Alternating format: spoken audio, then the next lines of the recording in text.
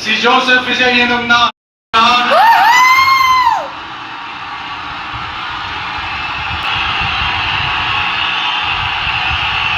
சட்டப்படி அமைக்கப்பெற்ற இந்திய அரசியல் அமைப்பின்பால் உண்மையான நம்பிக்கையும் மாறா பற்றும் கொண்டிருப்பேன் என்றும் இந்திய நாட்டின் ஒப்பில்லாத முழு முதல் ஆட்சியையும் உரிமையையும் நிலை நிறுத்துவேன் என்றும்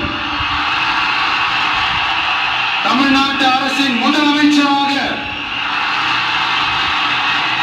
உண்மையாகவும் உளச்சான்றின் படியும் என் கடமைகளை நிறைவேற்றுவேன் என்றும்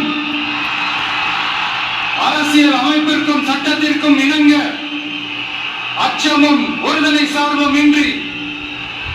விருப்பு வெறுப்பை விலக்கி பலதரப்பட்ட மக்கள்